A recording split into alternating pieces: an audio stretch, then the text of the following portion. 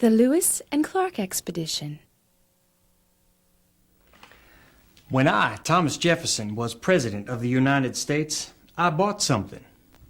Possibly the most gigantic purchase in history. What was it? Land. Land that would become part of the United States in its own right. Land that would help the United States to grow and expand, to become strong and powerful, to spread to new people and places. But the odd thing is that when I bought it, no one really knew just how much land it included. The land that President Jefferson purchased belonged to the Emperor of France, Napoleon Bonaparte. It was home to the Native Americans who had no idea it had been claimed by France or sold to the U.S. A French explorer called La Salle had explored the land and claimed it for France 100 years earlier. He named it Louisiana after Louis XIV, who was King of France at that time. So when Jefferson bought the land, it became known as the Louisiana Purchase. It was so big, it doubled the size of the United States. Before Jefferson made the Louisiana Purchase, our country only spread as far as the Mississippi River. After the purchase, the United States reached all the way to the Rocky Mountains. Jefferson wanted to learn what kinds of plants and animals lived on this land. So he sent 2 men to explore the northern part of the Louisiana Purchase. Their names were Meriwether Lewis and William Clark. Jefferson also wanted Lewis and Clark to find a way to reach the Pacific Ocean by water. With a water route, or Northwest Passage, it would be much easier to send supplies by boat from one side of the country to the other. Lewis and Clark hoped to take their boats along the major rivers all the way to the west coast. The 2 explorers began their journey on the Missouri River, traveling from St. Louis to what we now call North Dakota. Here, they met the Native American Mandan tribe. Winter was fast approaching, so Lewis and Clark built a fort to protect them from the cold. They named it Fort Mandan in honor of their new friends. While they lived at the fort, Lewis and Clark met a Native American woman named Sacagawea. Her name means bird woman. She lived with her French-Canadian husband in his cabin near the Mandan people. Sacagawea and her husband offered to go with Lewis and Clark to help them. When spring came, the expedition moved west along the Missouri River. By summer, the travelers reached a point where the Missouri branches into 3 different rivers. This point is called Three Forks.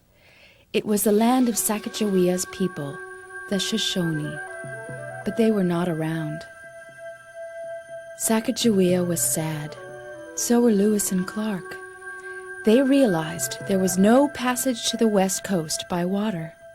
The Rocky Mountains were in the way. Instead, Lewis and Clark would have to travel over the Rocky Mountains by foot. They kept traveling northwest. Soon they found the Shoshone people. By now, Sacagawea's brother was their chief.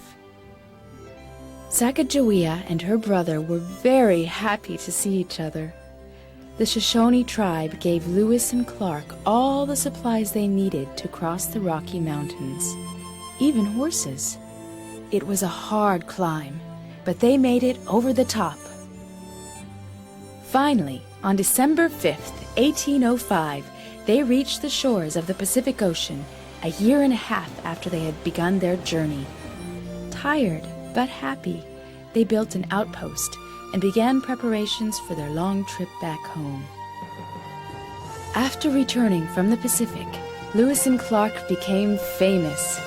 Their descriptions of the plants, animals, and minerals throughout the Louisiana Purchase convinced many settlers to go west. So, what have we learned about the Louisiana Purchase?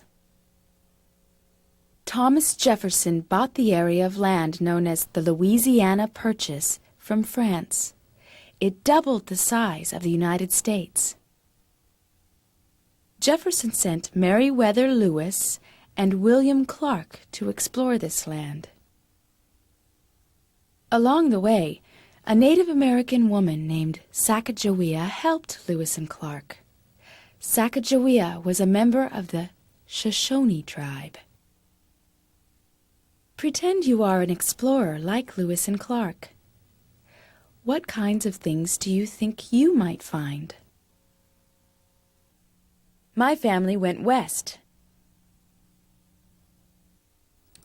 So, in the end, people were really pleased that I had made the purchase. And for many years, people moved out west. Let's travel through time to the year 1860 to see what life was like for those pioneers. My friend Emily can show us around. There! I shall call you Samantha. Sam for short. These are your brothers and sisters and cousins. We all live together in the new state of Iowa on the Great Plains of America. This is probably the most important place in the whole house because it's the warmest and the brightest. It gets so cold in here in the winter that we all sleep next to the fire. Come on, Sam, let's go outside and greet the day. Isn't it beautiful here? That's our house. It's made of sod. Since there are few trees out here, we just dig up squares of dirt to make a house. This is one of my least favorite chores, hauling water. We're lucky we found a spring, though, and we were smart and built our house near a river. That makes it easy to bathe. When the bucket is full, it is very heavy, but the water is clear and cool because it comes from deep in the ground. We use the water from the river to bathe in. See that big tub? In winter, we heat water and bathe in that. That's Daddy down there plowing. We use corn for just about everything. We fry it, boil it, bake it, grind it for cornmeal. We use the husks for mattresses. I'll let you sleep with me if you behave. I really hate making candles. You have to dip them so many times before the tallow builds up on the wicks. And you know how long one candle lasts? Only one night. So I'm always making candles. See this hat? I made it. This sweater, too. I learned to knit when I was only 4. We had to make all our own everything. There's no store till Fort Osage, and that's over 100 miles away. See this book? Mommy teaches us out of it. But guess what? A woman's going to start a school nearby. I can't wait. And you know what? Maybe I won't have to do so many chores. Isn't this great? It's so cool. I get awfully tired of working out here, Sam. Good thing I got you and all your brothers, sisters, and cousins. But I also feel proud that I know how to do so many things all by myself. And it's kind of exciting, isn't it? Just think, I'm a pioneer. The first person ever to live here, except for the Indians. And you know what, Sam? That makes you a pioneer, too. America the Beautiful. So you see, the United States was growing and growing, and Americans were becoming prouder and prouder of their beautiful country. So proud that they wanted a special song to describe it. Do you have any idea what song they chose? Well, it started as a poem. The poem was America the Beautiful, and it was written by a schoolteacher named Catherine Lee Bates. In 1893, Catherine Bates took a covered wagon to the top of Pikes Peak in the Colorado Rocky Mountains. Never had she seen such a beautiful view. Catherine Bates made a decision to write a poem about what she saw and how she felt. She called her poem America the Beautiful. It celebrates America's pride and history. It is about the Native Americans, Pilgrims, settlers, and all of the other people who have loved this land dearly. A magazine printed the poem on July 4th, Independence Day. Catherine Bates received lots of mail from people who loved her poem. Some of the letters were from composers who wanted to set her words to music. They tried to make tunes to fit the words, but none sounded quite right to Miss Bates. So she found a tune in a church songbook that she liked. It's the tune we know as America the Beautiful. As soon as the song was published, everyone started singing it.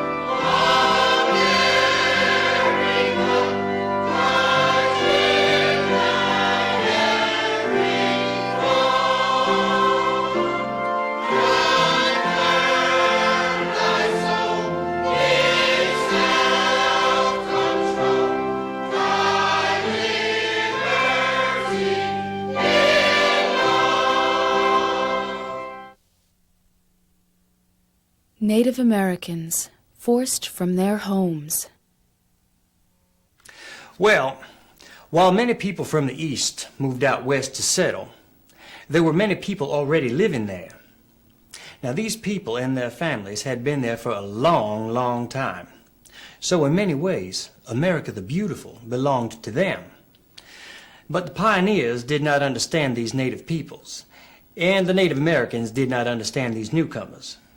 And with all this misunderstanding, there were a lot of problems and fighting between the two sides. Today, we recognize that the Native Americans were here first. For many hundreds of years, before Columbus or the Pilgrims landed in this country, Native people lived in what is now the United States. They believed the land where they lived was a gift from the Great Spirit, and that it was their job to take care of it and share it with the animals, the trees, and each other. As European settlers came to America, they wanted to keep more and more land for themselves to live on and to use for farming and hunting. These settlers created treaties, agreements designed to get the Native Americans off the land. Many promises in the treaties were not kept. Often there was fighting over the treaties. In 1830, President Andrew Jackson passed the Indian Removal Act. This act was a law that started a process known as forced relocation. The law said that Native Americans had to sign treaties agreeing to sell their land cheaply. If they did not leave peacefully, they would be moved out by the United States Army with force. Many Native Americans were forced to move to land west of the Mississippi River. Their new homes were called reservations because the land was supposed to be reserved or set aside for them. Some tribes, like the Seminole, tried to resist this forced relocation by fighting. But the Cherokee took their battle to the Supreme Court. A Cherokee named Sequoyah had developed a way of writing down the tribe's language. The tribe wrote their own constitution and declared themselves independent of the United States government. The Supreme Court agreed with the Cherokees' argument. Despite this, President Jackson insisted that the tribe move from their home in Georgia to a reservation. The Cherokee were forced to march hundreds of miles through bitter cold snow and ice to their new home. Many died on the journey, which became known as the Trail of Tears. By 1890, Congress had forced thousands of other Native Americans to walk their own Trail of Tears and move from their homelands to reservations. America had doubled in size, but the Native Americans ended up with much less than their fair share. Let's review. Before European settlers arrived, Native Americans lived throughout the land now known as the United States. The United States government forced Native American tribes to sell their land cheaply through treaties. The Native Americans who did not want to leave were forced to move onto reservations. Why do you think the Cherokee journey was called the Trail of Tears? John Henry. But America did not only grow in size, it also grew in strength. Now this song is about a man called John Henry. He was an African-American slave and he was very strong. It is thought that he died after winning a rather unusual race. When John Henry, he was a little baby, no bigger than the palm of your hand. He picked up a hammer and a little piece of steel, said, I'm gonna be a steel driving man, Lord, Lord, I'm gonna be a steel driving man. John Henry said to his captain, Lord, a man ain't nothing but a man. But before I let your steam drill drive me down, I'll die with a hammer in my hand, Lord, Lord, I'll die with a hammer in my hand. Now the man that invented the steam drill, he thought he was doing mighty fine. But John Henry, he drove 14 feet, and the steam drill only made 9, Lord, Lord, the steam drill only made 9. John Henry was hammering on the mountain, and his hammer was ringing fire. But he drove so hard, he broke his poor heart, and he laid down his hammer and he died, Lord, Lord. He laid down his hammer and he died.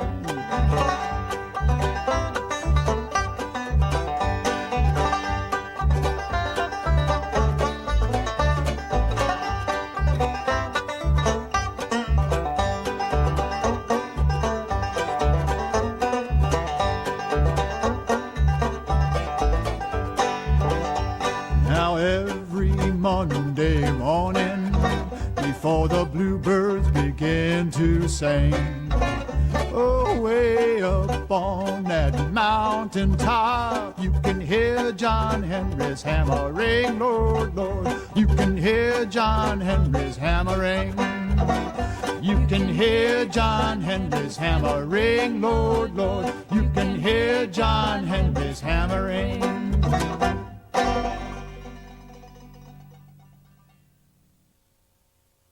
The story of Mount Rushmore. Well, I know I am Thomas Jefferson, and I did write the Declaration of Independence and was the 3rd president of our country. But still, I never imagined that one day I would be a face on one of the biggest sculptures ever created, Mount Rushmore. Mount Rushmore National Memorial is in the Black Hills of South Dakota. It is one of the most famous and largest monuments in the United States. A professor named Doane Robinson had an idea. He wanted a huge monument to the United States to be carved in rock in the Black Hills of South Dakota.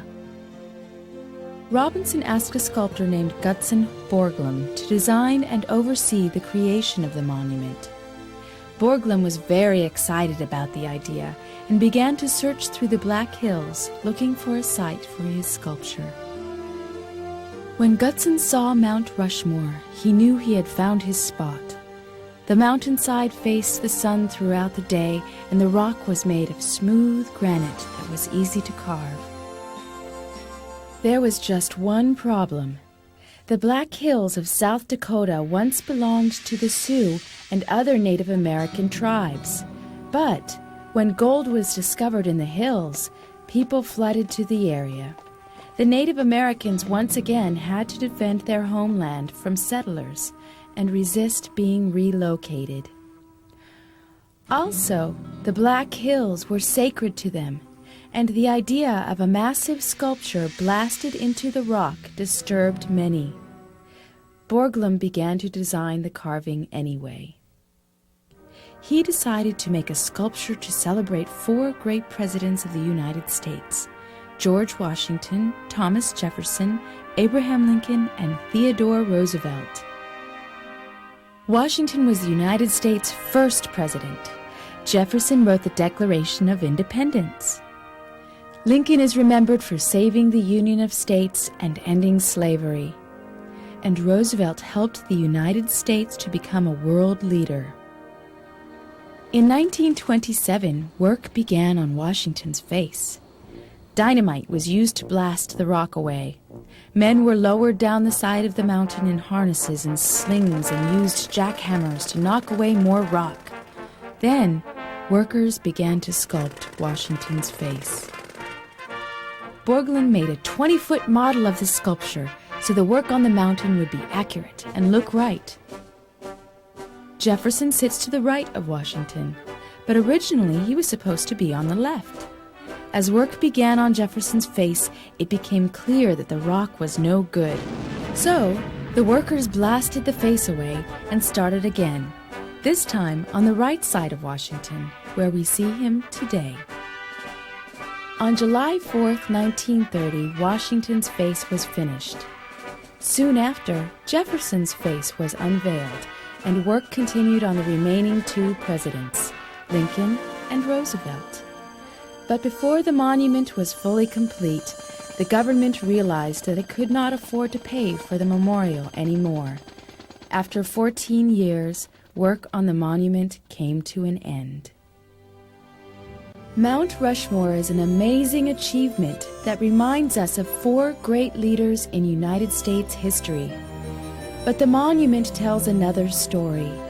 As the United States expanded, European settlers forced Native American people to move from their homelands to other areas of the country. So, Mount Rushmore can be seen as both a celebration of the United States and a memorial to those who suffered as the United States grew. In this segment, we learned that Mount Rushmore is a large rock sculpture of 4 of our nation's greatest presidents. They are George Washington, Thomas Jefferson, Abraham Lincoln, and Theodore Roosevelt. Mount Rushmore was created by Doane Robinson and Gutzon Borglum. Who are some heroes of today that could be on Mount Rushmore?